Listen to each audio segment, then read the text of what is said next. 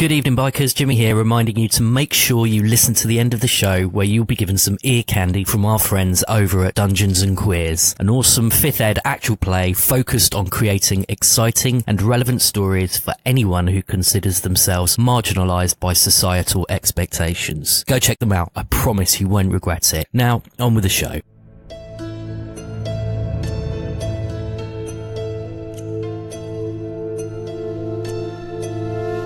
You struggle to sleep.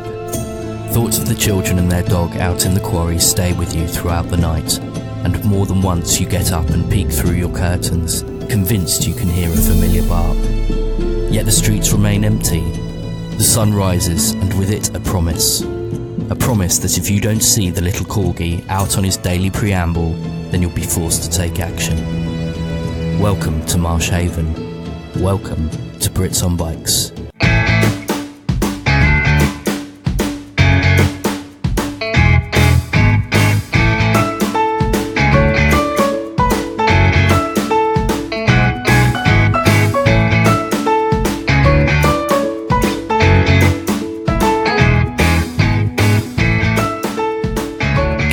Once again, Brits on Bikes fans, and welcome to episode 8. With me as always is Kat.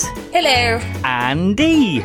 Ahoy, hoy. I meant Eve. Sorry, it wouldn't be an episode if I got somebody's name wrong. Okay, right, so we had a pretty heavy episode last week, didn't we? Yeah. Lots of information. Have you been able to digest and absorb it? Yes, I've listened to that episode like 3 times. I really should have done that. But you haven't. I haven't.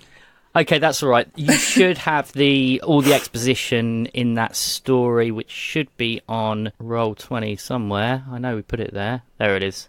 Yeah. I'll just write that one for you, just in case you need it. It shouldn't be highly vital to tonight's episode, but you never know. I'm just going to do a quick recap now. So Sally and Dee were chased by the cultists who they had stolen the Marsh Stone from. They managed to escape on their bikes. Sally, I believe you had Nettles with you and you went to Neil's house. Yes. And Dee, after a little bit of cycling around, you headed off to Neil's house as well. Before you got there, though, Sally blacked out. And just a few moments later, when you arrived, you blacked out as well. Upon awakening, you find yourself in a bare, empty room with just a white strip light and a mysterious symbol on the floor. What transpired was that Mrs. Thistledown, your history teacher, is in fact the sole member of an esoteric group known as the Order. Also involved in that group is Miss Schiller, Erin Schiller, who may or may not be, although I think it was pretty obvious to everybody, that she is Fae. She is of the Fae realm. The Fae realm is all-encompassing and all over Marsh Haven, and is particularly significant to Marsh Haven. If you want to find out more, listen to the last episode. So we left you having been knocked out again, and when you woke up you were in your beds and you found a card next to your table. Sally, you found a card next to your table saying Elysium Junkyard 12 p.m. Dee, you had a similar thing handed to you by Nettles, who we now know is perhaps something more significant than he first suggested. And your card said 12 p.m. Elysium Junkyard, you can trust them. So that's what we're going to pick up. I'm going to start with you, Sally. It is now Thursday morning. So you're in your room. What do you want to do? I forget, are we on the summer holidays or do I have school? You have school. Well, I guess I'm going to get up and get ready for school. Okay, then. So what have you done with the card? I've put it in my bag, and I'm trying not to think about it because I'm pretty sure last night was a dream. You've got so much denial.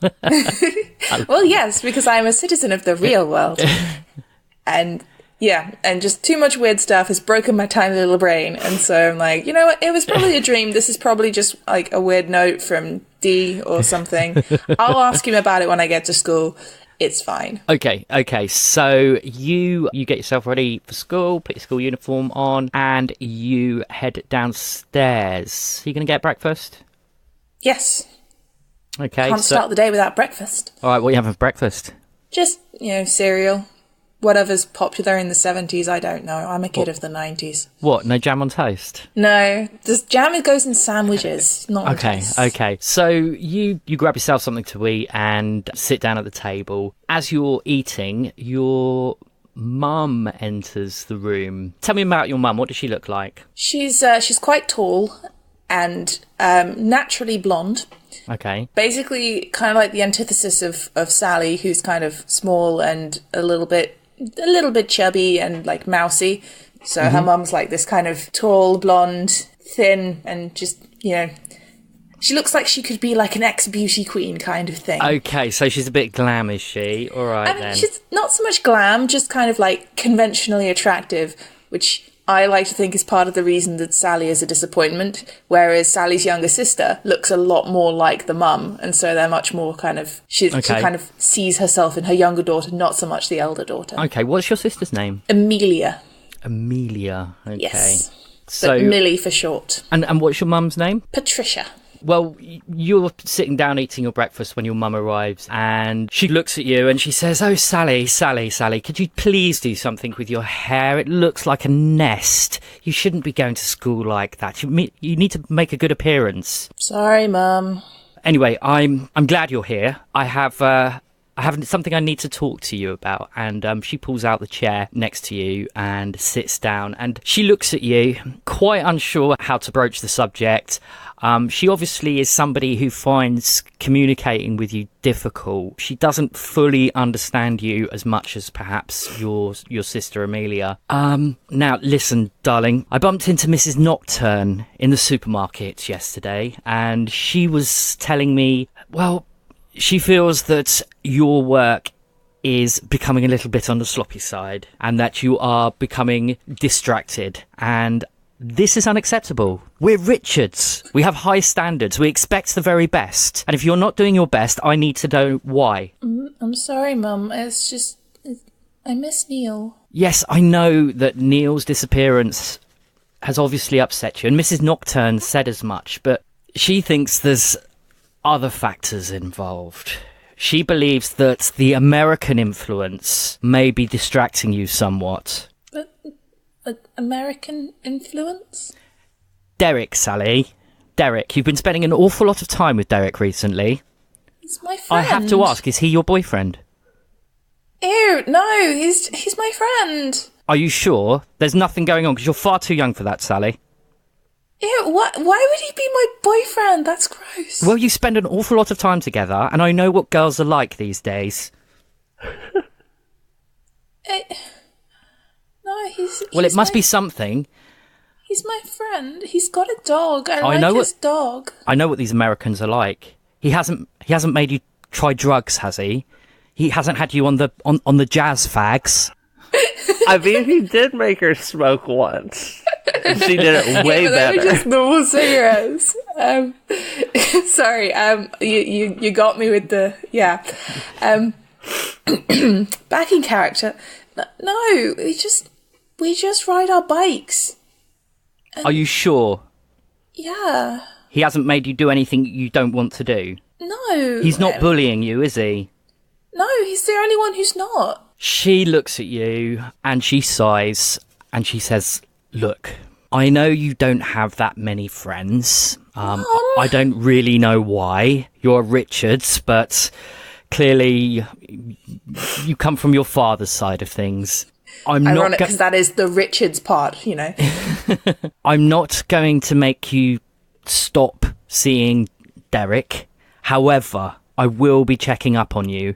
I will be talking to Mrs. Nocturne, and so help me, if your work doesn't improve, if you don't pay more attention and have more focus in school, then there'll be a lot to answer for. Do you understand, young lady?"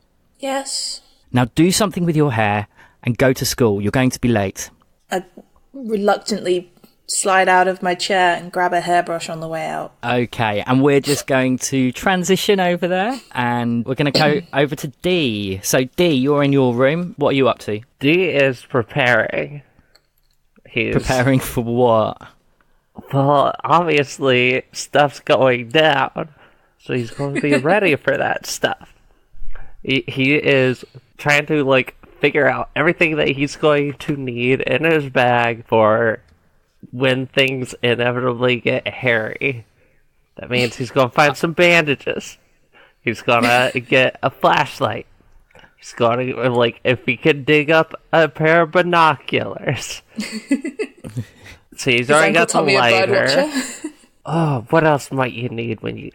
He's gonna look down at Nettles and be like, oh, wait, so, what all do we need for when this gets bad? Because it's gonna get bad, and you don't tell me it won't. These people want us to be magic spies. Nettles just looks up at you, not really that bothered. Spare pants. Good idea. Okay, so I'm going to say that probably in your room you would have a flashlight. I think after your recent adventures of a few months earlier, you'd probably have binoculars as well. Yes. Bandages you won't find in your room, though. You're going to have to get those from elsewhere. Spare pants or trousers for our British listeners. Oh, yeah, I assumed it was spare underwear. Like, what are you going to be doing with... You're going to be soiling yours. Yep, so you'll definitely have those. That's no problem at all. Plus all the other gubbins that you keep in your bag anyway. Like, jacket on, hat on, full on, like, a preparation montage. Okay, so what are you wearing? The sturdiest pants I have, and denim and wool jacket. Make a brains roll for me. A 3. That'll do it. Do you remember that you were supposed to be going to school today, and you were going to need to put your short trousers on? Dee knows he's supposed to be going to school. Dee is not going to school. You're not going to school? Dee is not going to school. You've already decided, have you? Yep. Dee is like, school? No. Okay, no problem. I got magical spy business. You got magical spy business, amazing. All right, so you get yourself ready and you head downstairs? Yeah, heading downstairs. Playing it cool. Okay, so you go downstairs and you arrive into the kitchen. When you get there, Uncle Tommy is already there. He's absorbed in a newspaper. He's kind of got a slice of toast in his hand, poised, ready to eat it, but he's obviously looking at the newspaper intently. Dude's just gonna stop and stare at him and, like, see how long he holds that toast next to his open mouth before he takes a bite. After a wait of about 5 seconds, he moves the toast towards his mouth and then looks up and sees you. And he's like, D, you need to get into school uniform. Yeah, no, I'm wearing it underneath my clothes. It's a little bit chilly out. No, that's not how we do things around here. You know that. Please don't try and test my patience. I mean, he's been with you for a couple of months now. He's beginning to warm to the way you work. Okay, I need you to go back upstairs and I need you to put your school uniform on, or take those trousers off so that you've got your school uniform on. Fine. He goes back upstairs, keeps jacket zipped up, puts on those stupid shorts, throws his pants in his bag. As you're getting dressed, Uncle Tommy makes his way upstairs and stands at the door and says, D, have you put your shirt and tie on? Yeah. Let me see. What's under the jacket? Yeah. Slam the door. Almost immediately as you slam the door, he opens the door. He's frustrated. He's not angry. And he looks at you like trying to hook the tie over your head. And he says, look, D, look, maybe you need some help with that, I think. Look, let me show you. A tie is a very, very important part of a gentleman's outfit. You need to get it right. Now, for school, obviously, you'll only need the half Windsor, but there will be occasions where you need the full Windsor. So let me just show you. You can't have it just hanging round your neck, halfway down your chest. And he stands in front of you and ties the tie into a half Windsor and just slides it up so it's covering the buttons of your shirt. D, I'm glad we're here because I think now's the time that you and I should have a little chat about the way things move forward in our little house. I think you need to start perhaps taking in some of the English way of life. Maybe embracing some of the things that we do over here. Some of the things that will allow you to be accepted into British culture. Do you understand what I mean? Yeah, no, totally. Yeah, no, like I've Okay, been just stop learning right there. Stop right there. That's the first one. It's not totally. It's totally. Can you say that for me? Totally. Totally. No, after me. Totally. Totally. He sighs. We're going to try that once more. Toe. Toe. T. Tuh. Lee. Like. Totally. Totally. You see Nettles perched on the floor with his paws over his eyes, kind of exasperated. Look, it's important. Language in this country is part of what made us great. And if you don't use it correctly, people will never take you seriously. I mean, if I was to go into the office and talk like you, nobody would pay me any attention whatsoever. You need to start acting like a gentleman. So, I've done something, I hope you don't mind, but the one thing that any gentleman does is make sure that he has a gentlemanly pastime. So, I've enrolled you in the local cricket club. I know you like your baseball game, and you must miss it a great deal, but cricket is far nobler. It's a much, much more exciting and exhilarating sport. Plus, sandwiches. No, I've seen freaking cricket, and it's just a bunch of guys standing around a bunch of sticks, swatting grounders with a freaking 2x4. It is the slowest thing I've ever seen in my life. Well, it will teach you patience, D. And that's what you need. You can't go just charging off into everything that you do. Cricket builds a character. It makes you who you are. It makes you more British. I ain't British. I'm from Brooklyn, man. I like being from Brooklyn. I'm not man, I'm uncle. Or Thomas. Man is not in our vocabulary. Please try to use the correct grammar and pronunciation. Yo, my bad, Uncle Tommy. Look, I'm dying over here. you've got your... I've enrolled you into the cricket team, and you've got your first training on Saturday. Now you're going to be there. Do you understand? Yeah, all right. I'll give it a try. All right. Very good. I think once you give it a go, I think you'll really enjoy yourself, and just think you might even make lots of new friends. Yeah, sure. You're going to be late for school. Bye, D. Bye, Uncle Tommy. He just heads out the door. Is he like leaving? He's left your room and he's gone downstairs. Okay. Yeah, I reckon I'm gonna head outside. I'm gonna try to intercept Sally. Okay. That should be fine. So you head off to school, and it only takes you a couple of minutes to meet up with Sally. You guys have a school routine. You tend to walk to school together, so that's no problem at all. Hi. So, did you get that? Did you get a note? Yeah, I thought you left that. No, I did not leave that. Where would I get business cards with that freaking symbol on it? You could have drawn it. I don't know. So here's my plan. We skip out. We go. We scope this place out. That way we're not walking into no traps or nothing. My mom would kill me. She's had a big go at me this morning about not being good enough at school. Yeah. What are you talking about? You're like the second smallest person I know.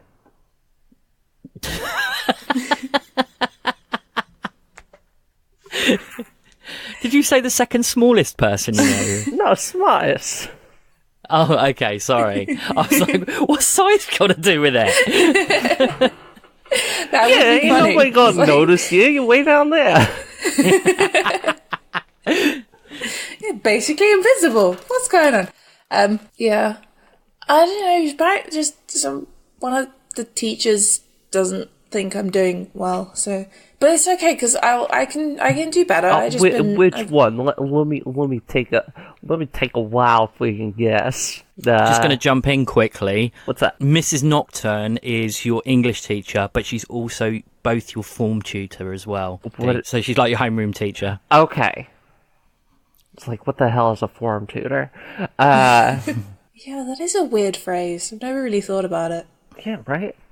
But then I guess it used to be called like third form, fourth form, fifth form and stuff, yeah. So that makes sense. Anyway, yes, sorry, No, you were going to guess what teacher it was, so I'm not talking. We're going to Nocturne. Yeah, but it's okay. I can do better. So I'll just do better and it'll be fine. So you're not skipping out with me? No, I can't skip out. I've got to go to school. Wait, so going class at the end of the day, make it out there to the junkyard? You're going to abandon me there alone? I'm not going to abandon you because you're meant to be at school too. If anything, you're abandoning me. Oh, that's cold, Sally. We're going. We got people out here wanting us to be magic spies. They want something out of us, alright? We're like, they need us, and they know that we know. And them freaking them wizards that we fought last night, they seen our faces. At the very least, they see my dog, and everybody knows whose dog that is. The dog is all over the place. The dog's probably 10 feet behind me right now. I mean, he's all over the place, so how would anyone know he's yours? Because he could be anyone's. He's everywhere.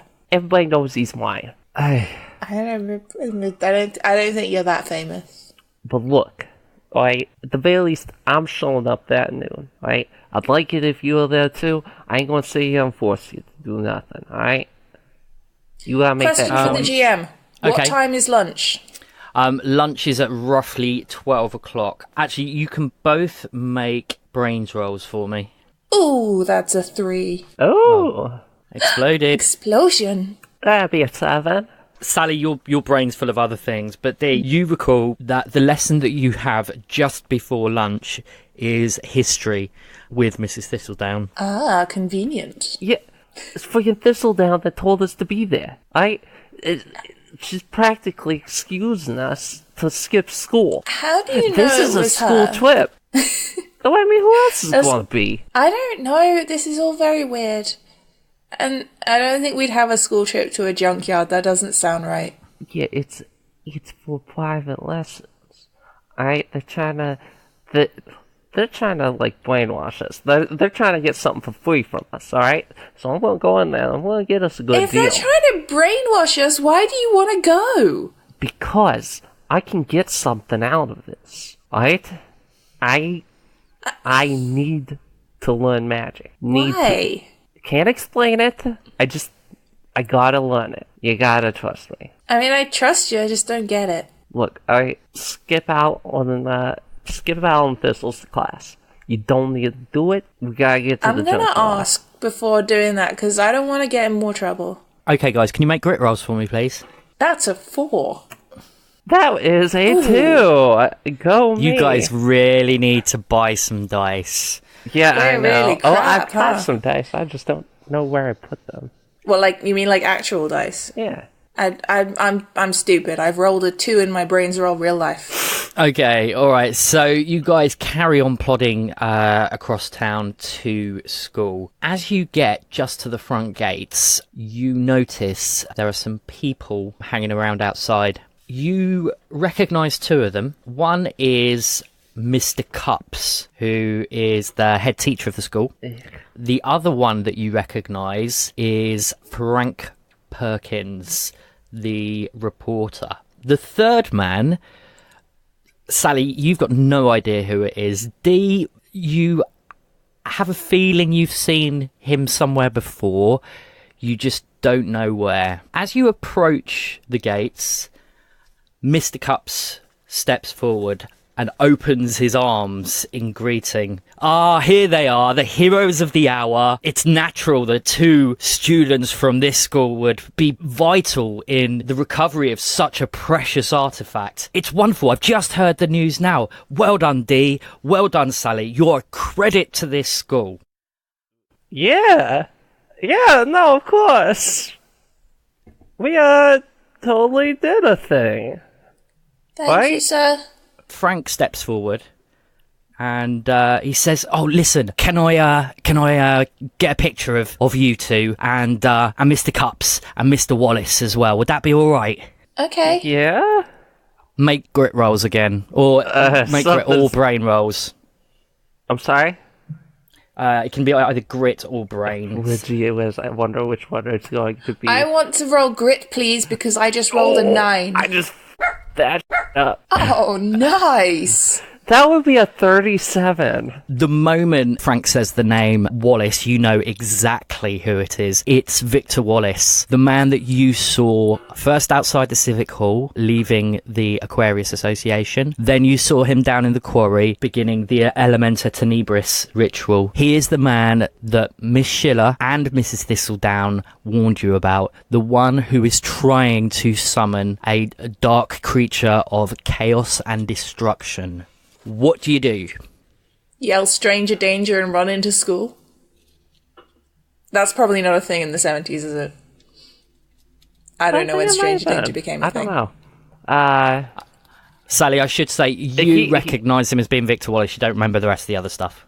Okay. He is wanting to take a picture with us. Does he look like the hippie guy? What's he dressed like? He's dressed like his normal hippie self. He's got a pair of dungarees on and a tie-dyed shirt. He wears a very large floppy hat. He's got scraggly grey hair and a beard, which is a little bit messy. Yeah, he's your typical kind of ageing hippie type. Hey, Wally. How you doing? As Frank pulls out a small, rather cheap-looking camera, clearly his photographer's on holiday or something, Frank steps forward next to Mr. Cups and he puts his arm around you, Dee, and pulls you into the photo. Rather more gently and tactilely, he does the same with Mr. Cups. Frank takes the camera. Sally, you're stood the other side of Mr. Cups, and he just starts snapping pictures. He says, "Oh, that's great. Brilliant, look at this, heroes of the hour." And he clicks away. "Okay, could everybody do silly hands for me?" Because that's what all local photographers always ask you to do. Ugh. I want to point out, every single one of these pictures, these just kind of side-eyeing Victor, like, okay, one eyebrow arched. Thank you. Okay. Sally is blinking in approximately 75% of them. Frank then steps forward to take names and says, "Oh, Mr. Wallace, could you just go over the facts again for us, please? Just so that we've got them ready for the story." Yeah, Wally, do the facts. Victor stares intently at you. He's still got his arm around you, and you can feel him just applying a little too much pressure to your shoulder. Boy. His voice is surprisingly gentle for a person that you believe to be kind of quite An evil wizard. An evil wizard. He says, "I was up near the quarry. I like to go there to meditate and reconnect with Mother Earth. There are several intersecting ley lines up there, and I find the earth energy particularly grounding. These brave children came to me, and they were there as well, and they ran up to me and they said that they had seen someone suspicious in the quarry. Now, I'm a curious fellow, so decided to see what was going on. I don't know what they were doing, but they darted off as soon as I approached. There was a pile of rocks where they were standing, and there on top of the pile was the marsh stone. I'd heard about the theft from the Aquarius Association, so felt it my civic duty to return the stone to the curator of the exhibition. And lo, order is returned to our town." And as he says the word order, he looks at both of you. That didn't happen. Frank interjects and he says, "Sally, Dee, can you tell us, what were you doing up at the quarry anyway?" You know, going on adventures, snooping about. So did you get a good look at the men? Could you describe them for us? They were dressed in robes and hoods. And you're not going to point out that Victor was one of them. No. That ain't how this works. Or is this a don't talk to journalists kind of thing? Make a brains or grit roll. Both of you can do this. That's a 4. That's a 1! Oh, God. good grief. Ugh. You're busy trying to work out what exactly you want to say to Frank. So, tell us what you want to say. Having rolled a 1, I want to say that that's not what happened at all when we went to the quarry, but I can't actually remember why. Oh, yeah. So, because I'm an idiot, I'm going to tell him the truth. That we thought that the stone had something to do with what's the name of the little Stonehenge thing that's in the middle of town? Marsh Rock. Yep. Marsh Rock. We thought it might have something to do with Marsh Rock, and then we saw that the Marsh Rock stuff came from the quarry. So we went to the quarry, and there we saw a bunch of guys with robes, and they were doing something weird with a pile of rocks. I'm not stupid enough to say exactly what they were doing with the pile of rocks, but I would mention that there was a bunch of guys with robes and a pile of rocks. I don't know, you rolled a 1. I did roll a 1, but I'm not... I'd like to think I'm not that stupid. Please, can I not be that stupid? Okay, no. Well, that's quite the story you've told us there, Sally. Quite ingenious, putting 2 and 2 together with the marsh rock and everything. Can you remember what these men looked like, other than wearing robes? That sounds very peculiar, if you ask me. Maybe they were foreign. Oh, they had hoods. I think they were from pretty close to home. Don't you think that, Vic? Mr. Wallace looks at you and keeps his arm around your shoulder and just continues to pull you into a almost like tight but unnoticeable hug and says, "Oh no, this isn't the behaviour of an Englishman. I think maybe Mr. Perkins is correct. Maybe they were foreigners." I don't know. I didn't... Side note, British people in the 70s blamed everything on foreigners, alright? We're not targeting any specific group, just everybody. This is evil wizard. I think it's fine for him to blame everything on foreigners. I would continue with my rambling and being all like, I didn't get a very good look at them. They were wearing hoods, but Dee ran after them, so he might know. Dee, well, what can you tell us? Was there anything else that you spotted? I don't know. Didn't look like no foreigners to me. Well, I suppose it's really a job for the police to figure out who it was. Yeah, but, I suppose so. You've had yourselves quite the adventure. It's like we've got Marsh Haven's very own answer to the famous 5. Do you think you'll be looking out for more mysteries to solve? I think you could count on it. Yes, we are Dee has the not thrilling taken 3. his eyes off of Wallace. Victor steps forward and shakes Mr. Cupp's hand. I'm just so glad that the children got the recognition that they deserved. Such pillars of the community. You must be very, very proud of your students. And he looks over at both of you and says, Dee, Sally, I'm sure our paths will cross again. Stay safe. And he marches off.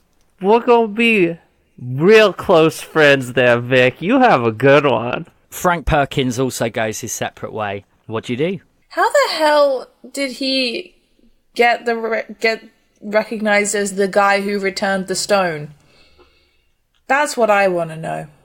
You'll talk to some people about it. We'll get that figured out.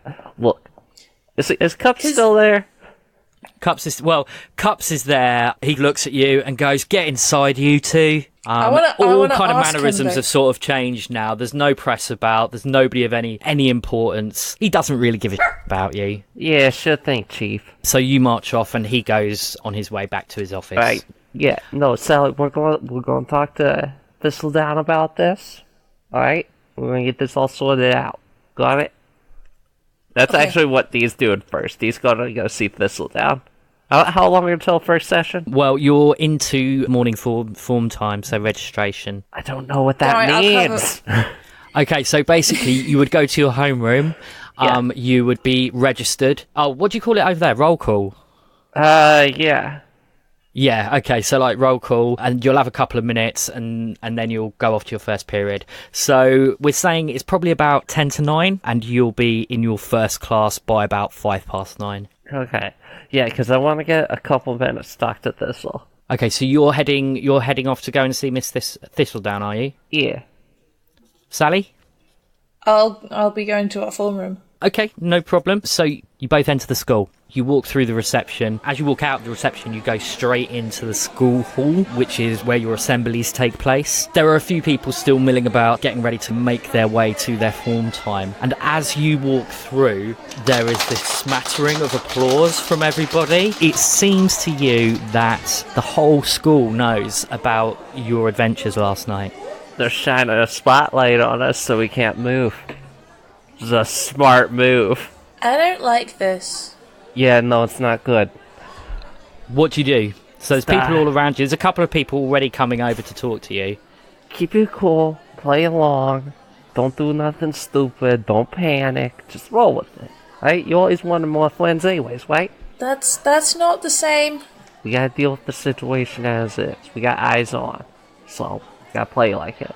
a boy that you recognise as being in the fifth form marches over, and he says, "Is it true what they were saying to you? What everybody's been saying about you two? Did you find the marsh stone? Did you stop them from stealing it?"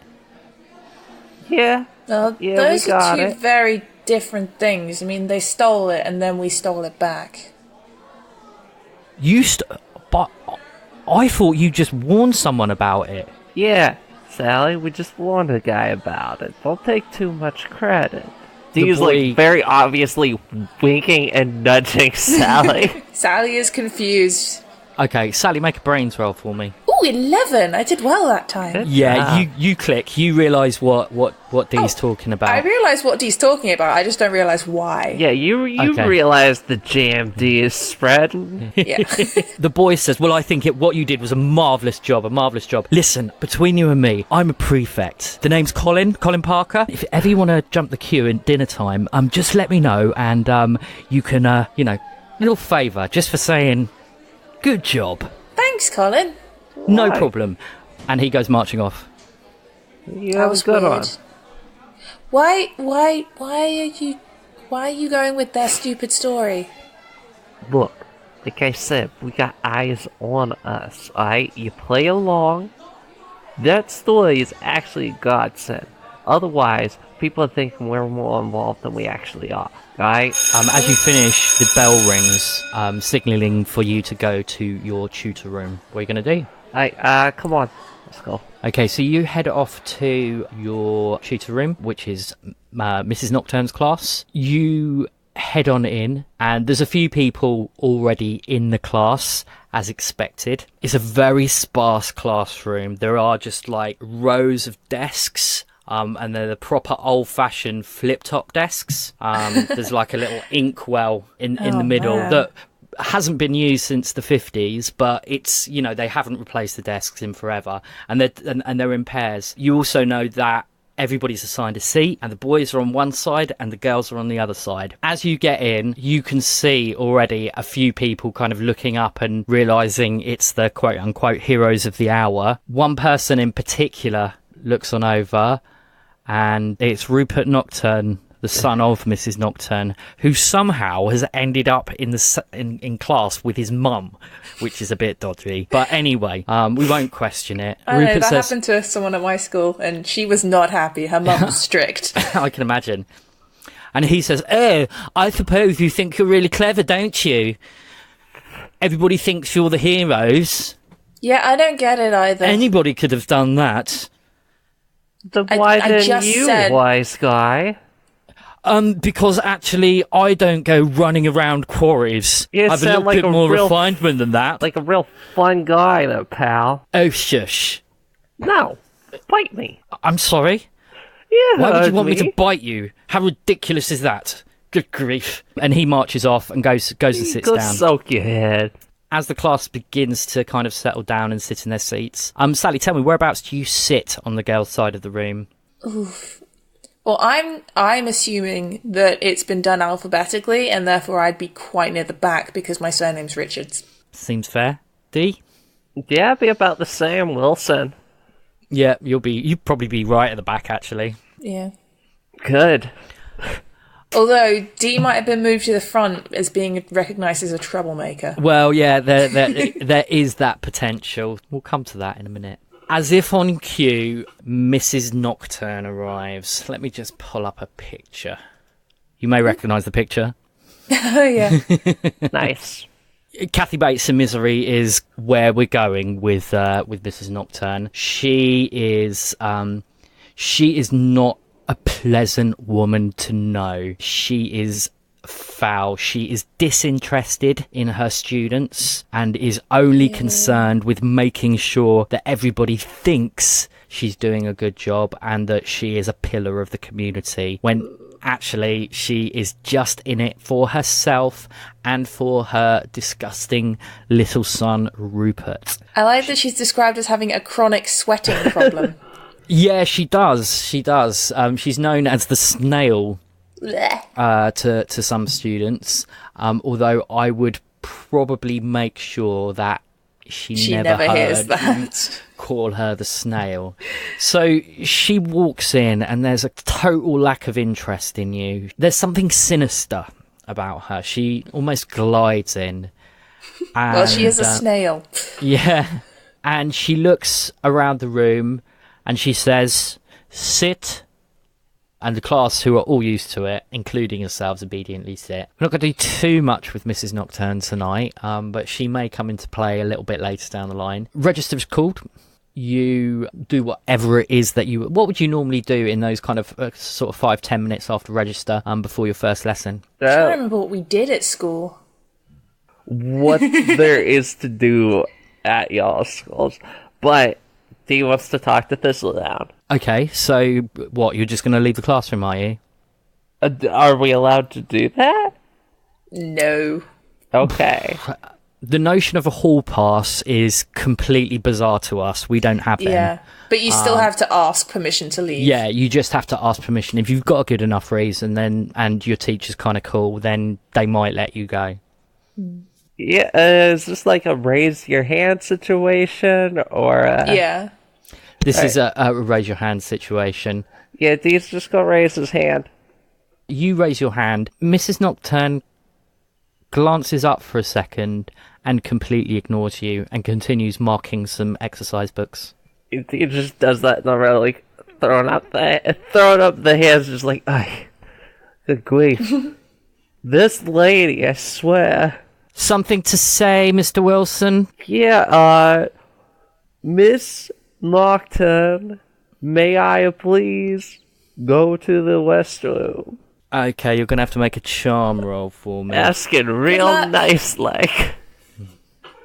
Because he knows this is the kind of person, if you say, can I go to the bathroom? She's going to be like, I don't know, can you? Keep going. Ooh. That'd be a 7. I'm sorry, where do you want to go again? Do you all have a different name for it? Say the toilet. The toilet? Very good, Mr. Wilson. That is absurd. That sounds so much less dignified. Yo, I gotta take a dump. Yo, snail! No, okay, so you're lucky I rolled really, really badly.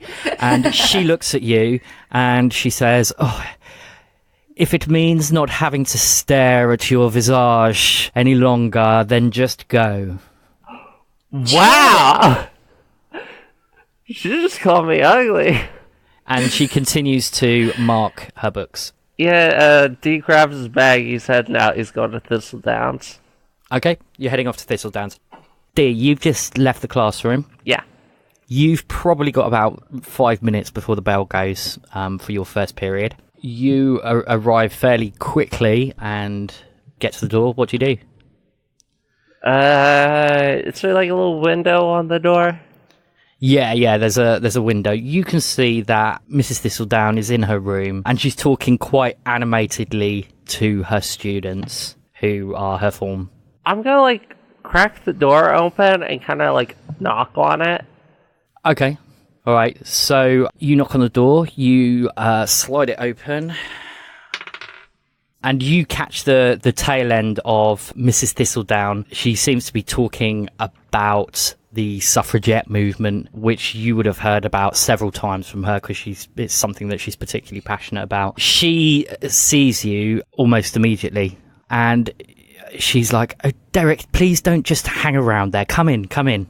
And she says, okay, students, we'll have to finish there for now. Please, will you head to your next class? Bell will go in just a moment. And they all get up. And you notice that a few of them are looking at you and whispering, clearly talking about the rumours that have been flying around about you and Sally. Finger guns. Okay, so the students exit, and it is just you and Mrs. Thistledown in the room. Right, so I'm going to take a wild guess and say that you heard about what happened with Vic. It was predictable, shall we say. Dee, you must understand that we can't talk about such things here. Yeah. You know what the rumour mill is like. Alright, yeah, no, that's fine. That's fine. Just saying, what's the plan for today? She puts her arm around you and starts to walk towards the door. And as you get to the door, she opens the door and she begins to talk to you at a rather loud voice, or in a rather loud voice, should I say. Yes, Derek, that's excellent. And for all your hard work and efforts regarding yours and Sally's adventures, I'd like you to do a little favour for me. Could you and Sally, perhaps during our lesson today, pop over to the Civic Hall? I believe that Miss Schiller wants to personally thank you for helping with the recovery of the stone. It's the least I could do after, such wonderful things that you've done, and to enhance the reputation of the school. Make her brains roll for me. Oh, come on. I know exactly what she's doing here. All right, then. We'll play it out for me. What do you do? Yeah. D gives her a thumbs up. He's like, yeah, no, sure thing. That sounds nice. Okay. So all right, you know what? D has been around his dad. Like, he's seen stuff like this. Okay, Oh God, I'll give you that. because your dad's in prison, isn't he? Yeah. For being dodgy in many ways. Okay, so yeah, all right, I'll give that to you. So yeah, you give it your best stage whisper, and you agree with Miss Thistledown. What do you do? I'll give her a little handshake, walk off. Go into my class. She calls out after you. D, just one other thing. Make sure that you do come here to register first. I gotcha. Make sure I'll fill Sally in. Okay, that's marvellous. Thank you. Now hurry to your lesson. You don't want to be late. No problem. All right, so we're going to fast forward things a little bit here now. So the day goes by as expected. A few more people ask you about what was going on. You're kind of the centre of attention during your first break at about 10:30, with people that you have never ever spoken to before all asking you questions. How do you respond to that? What's your general vibe? What have you decided to? Like I said, D's playing along. He is playing it up. He's like, oh yeah, no, it was nothing, right place, right time, save another day. This is what we do. Break ends at about 11 o'clock-ish, and you need to make your way over to Mrs. Thistledown's. So the pair of you go over there, you register, and again, Mrs. Thistledown makes this huge pantomime about what a wonderful job you did and how it's your civic duty to go on over to the Marsh exhibition to receive high praise from Mrs. Thistledown. Alright. This is Thistledown? Or... sorry, from Miss Schiller. You head on out the school.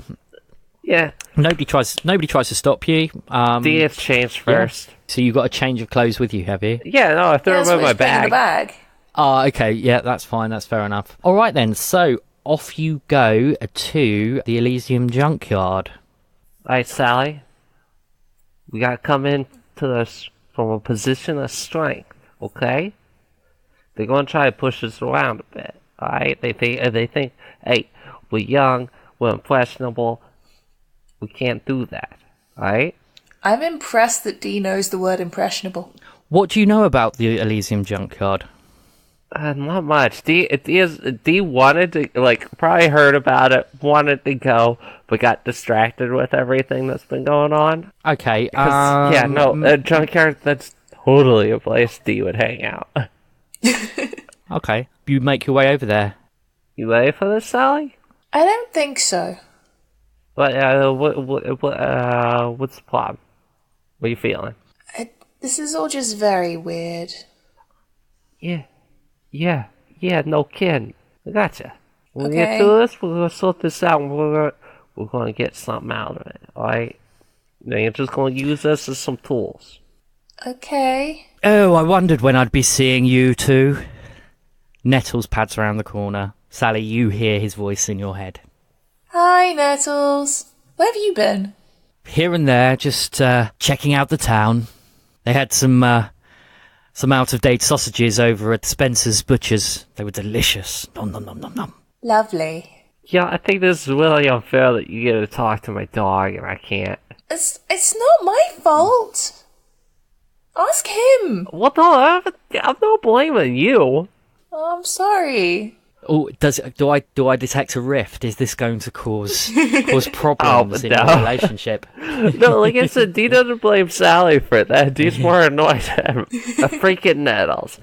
You head on over to the Elysium Junkyard. So just to clarify, it is around the back of Upper Gerard Way. I will never get bored of saying that. Let's see if I can find a picture for you. You could just find a pile of rubbish and be like, that's it. There we go. No, because this is a. Like it's the one with all like the train car. There we go. Yeah. Okay. Hey, it's a pile of junk. Like a sweet pile of junk. As you arrive at the junkyard, it's got a battered old sign that's over the top of a chain link fence that just says Elysium, and you guys walk on in. Can you all make grit rolls for me, please? That'd be a I 14. can certainly try. 8. Hey, that's 8. pretty good. Better than I was expecting. So the minute you walk under the sign, you both spot a large group of people who have all spotted you and are now marching in your direction. Oh, They God. are... It's an assortment of men and women. They're all wearing leather jackets, blue jeans, and army boots. There's an assortment of tattoos on some people, poking out of t-shirts on the neck. There's an assortment of mohawks and skinheads and large, big, boofy hair. And they're headed right in your direction, and they don't look happy. Sally bursts into tears. I mean, come on. Like, the idea is how someone like unhappy Sally are we facing talking down about? a Does it gang of, look like they're boys? clenching fists and getting ready for a fight? It's that, well, given that you rolled a 14, you can see that this is a group of people who mean business. They're not ready for a fight, but they are ready to puff their chests out and let you know who's boss. Yeah, This sort of thing would be terrifying to someone like Dee. Sally. Okay, Yeah. so sorry, what are you doing, Dee? Dee's stepping in front of Sally. Thank you. Aw. Okay, yeah, so this group of people, there are, let's see how many. There are 7 of them altogether. Who? See, that would be very scary to a little girl. That's scary to Dee, too. Dee's got a wicked high grit. They stop in front of you and kind of fan out in a semicircle around you. One of them, a bearded guy with a Union Jack bandana on his head, says, "What do you think you're doing here?" We're here to meet up with a couple friends. "Ain't no friends of yours round here. This is a place for grown-ups. Now go on, clear off." No. At this point, Sally's gonna tug at Dee's sleeve and hand him the card that she'd put in her bag this morning. Yeah, They said to meet them it's gonna, hold that up. Look familiar to you? The man steps forward. He notices the card, but doesn't focus on it. He comes right up into your face. You can smell stale beer and cigarettes on his breath as he stares. Reminds me of home. And he stares you down. I mean, you guys are about the same height, so you're particularly tall for a 14-year-old, and he's particularly small for a bloke. He's like, "I don't know who sent you, but you need to wait right here." And without even taking his eyes off you, he grabs the card and marches off. The rest of the group just stand there, staring at you. He's just staring back. Sally's quietly sniffing. And if you need sound effects for that, just sample Eve. Yeah, there you go. Yeah, that's true. Do you know, staring doesn't really work very well for podcasts, I realised. But Yeah. never mind. Y'all ever play any baseball? None of them speak to you. It doesn't take very long when suddenly you see there's a freight train carriage that the man has gone into, and he comes out a couple of minutes later, followed by a couple of other people. And the first person you notice is this lady here. She is a woman in her early 20s. She marches with purpose towards you and stops right in front of you and looks you up and down. The man with her follows right behind.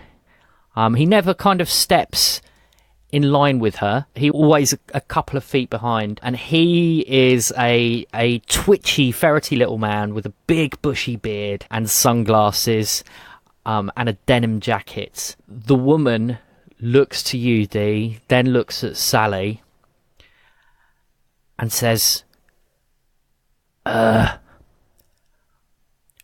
exactly is it that you want round here, children? Where did you get this? And she holds up the card.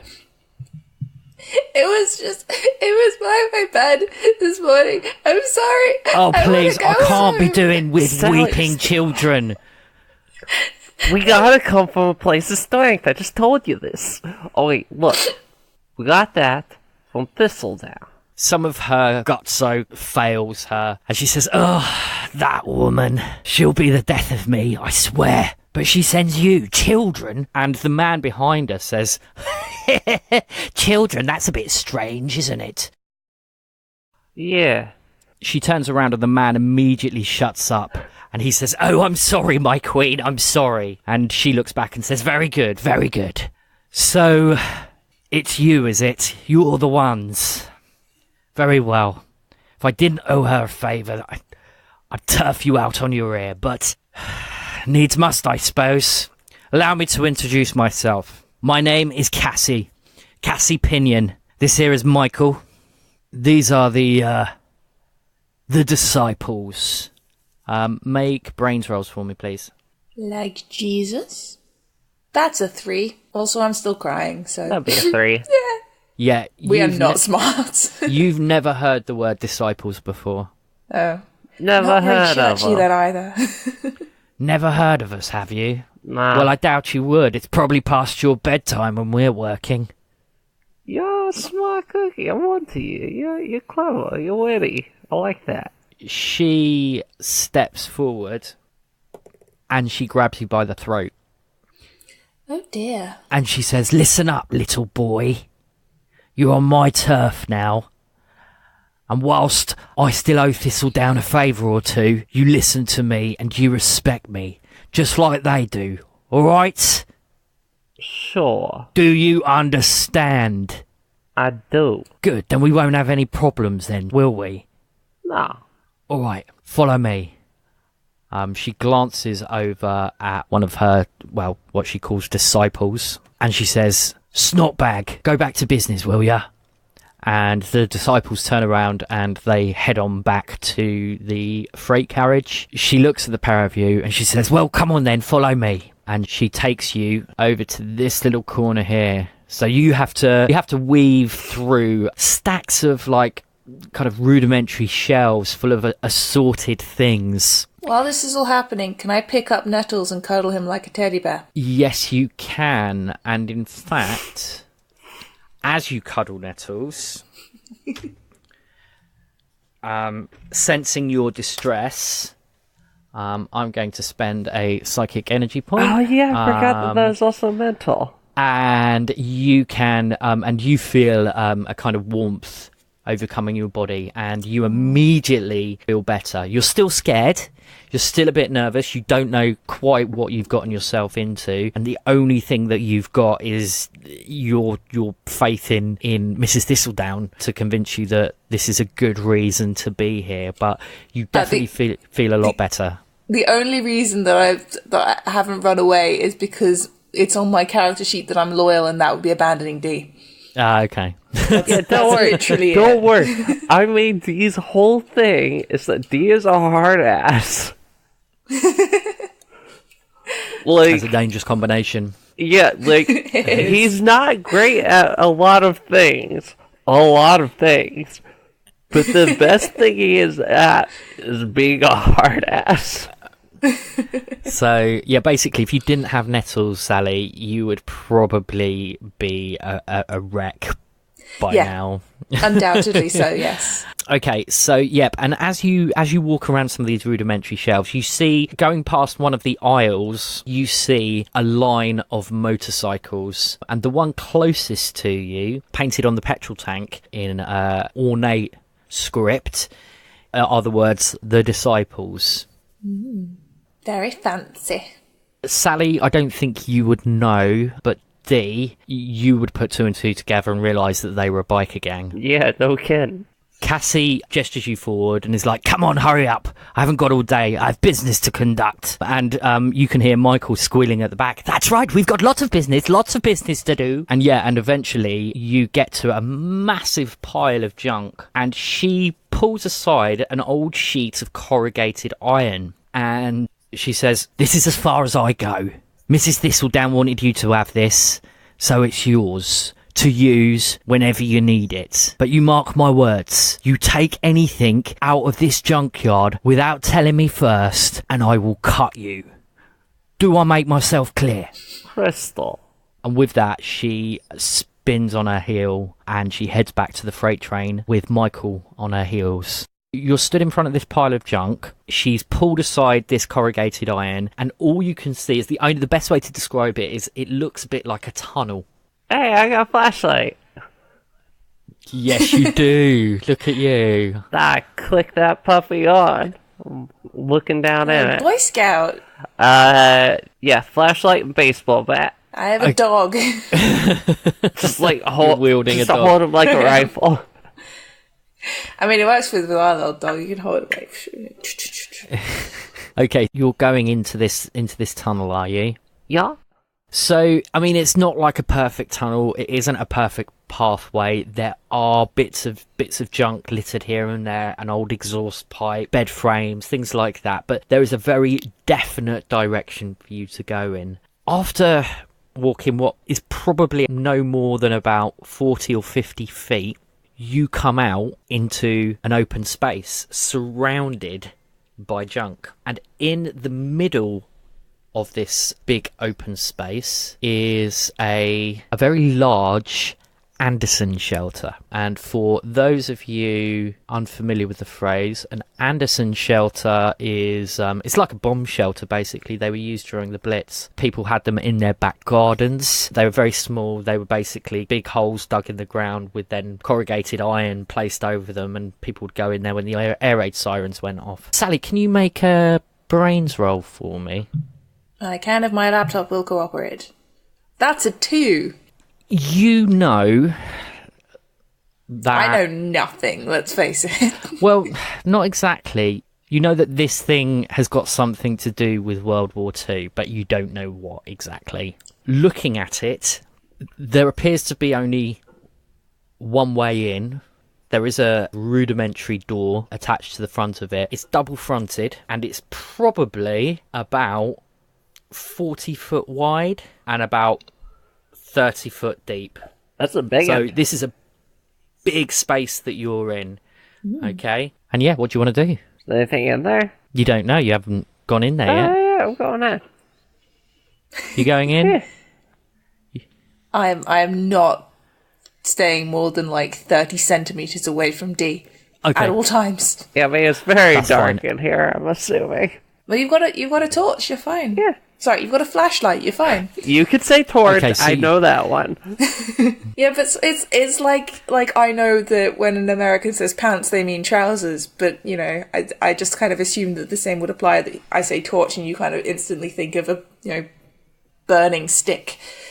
Yeah, no, Americans are real dumb. Let's face it, we do not expand outside of our own culture. But yes, I know torch. British... I picked that one up pretty early on. Well done.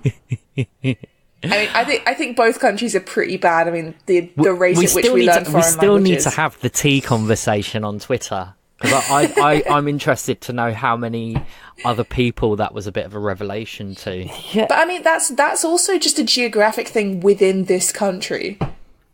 Yeah, it is totally. I mean, nobody Like else some has people tea. call it tea, some people call it dinner, some people call it supper. Like depending on how Posh you are. Yeah. Oh, ciao. Okay. Right. Okay. So you head on into the Anderson shelter. There's not a huge amount in here. It's very, very dark. You've only got your flashlight, so you're going to have to swing it round to really get an idea of what's in here, because it is, given your size, really big. It's massive. It's palatial, practically. Yeah. When in reality, it's probably, say, the size of like 2 garages, side to side. That's pretty big. But yeah, or like a double garage. Yeah. Do you swing your torch around? There is a pile of old, what looks like wooden tea chests. The kind like that you threw over those ships in Boston. Oh. A couple of 100 years ago. Bunch of crates. You traitorous. Good riddance. There is a rickety old shelf. There doesn't appear to be anything on it. There is a small table, 3 bed frames with no mattress or anything on them. It's literally just the frames, and a couple of dusty old armchairs, and that is it. There's nothing else in this room at the moment. Oh, wow, this place is freaking great. I think that seems like kind of a lot of stuff. I want to go prod one of the armchairs. Okay, so you're going over to the armchairs. Dee, what do you want to look at? I'm going to go pop open those crates. You go over to the crates and you realise pretty quickly that they're empty. There's no tops on them. So, yeah. I mean, you could potentially turn them over and use them as seating if you wanted to, or they might serve some other function at some point. Sally, you were actually the closest. As you turn away from the battered armchairs, you glance down at the table and you realise that there's a slip of paper. What are you going to do? I'll take the note. So you pick up the note, it's folded in half, and you open it up, and inside is some very familiar handwriting. You glance down at the name. It is Mrs. Thistledown. And she says, now that you have been informed about what we're all about, you need somewhere to hide your secrets. We cannot be seen together too often, and I certainly will not acknowledge you that much at school. Miss Pinion owes me a favour or two. She is aware of our order, but plays no part. Welcome to your new clubhouse. Anything that you might find or anything you might wish to do that is linked to the order stays in here. It is protected and no one will ever find it.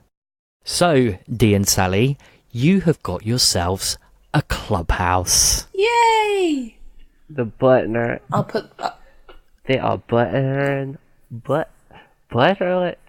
Boy, I have a real hard time saying that word. I've never said it before. Buttering us up. Butter.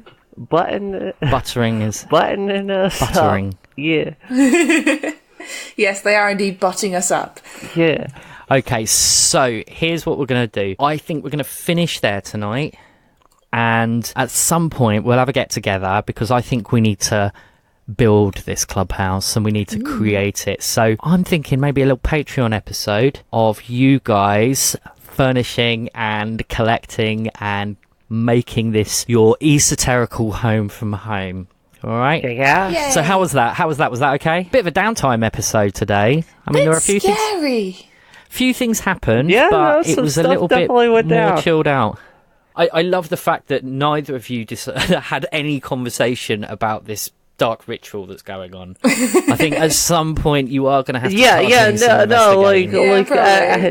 I don't think we really want to talk about that in the open. This is the place that we talk about that kind of thing.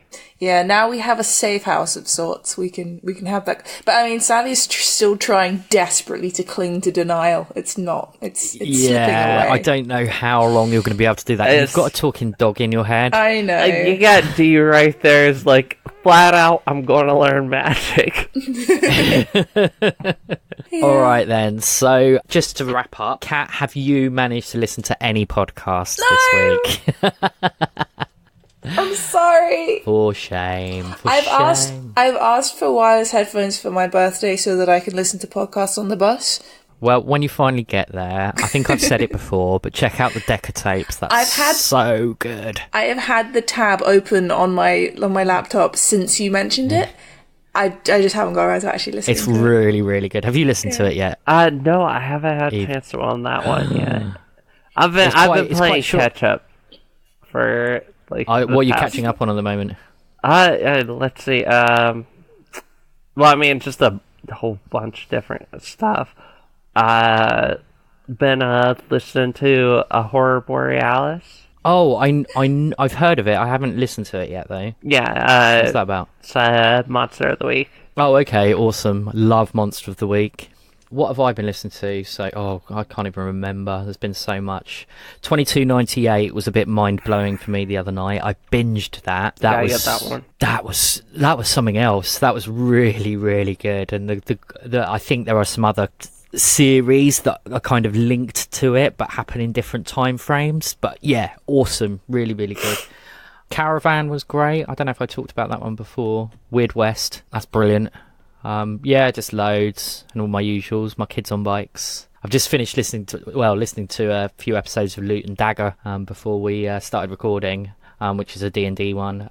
Those guys are tight. They are awesome. I love Mistborn, and it's so much southern charm in that, which always gets my heart fluttering anyway. So, you know, put a southern character in and I am sold. But anyway, I feel like I'm rambling now, so we're going to finish up there. Guys, thank you for a wonderful session. As always, I fully appreciate you. I'm concerned that you're going to ask for something now. No, not at all. I just want to say thank you very much. Oh, sweet. So we're going to finish there. Hopefully you've enjoyed this episode, and if you like, please do subscribe. And obviously, if you're really into us, you can always hop onto our Patreon and come and check out some of our awesome content, which is slowly but surely building up. We've got Nettles Fireside Chats. We've got these tapes. We've got a few news stories in there, little bits and pieces, just to get you really kind of into the Marshhaven world. Yeah, I'm really not pulling my weight there, am I? It's fine. There's no obligation for anybody to do anything except play. You know that. All right, so from Kat, it is... Goodbye. And from Eve, it is... Peace out. And from me, Jimmy Sprinkles, the Angry Imp, it's good night. Bye.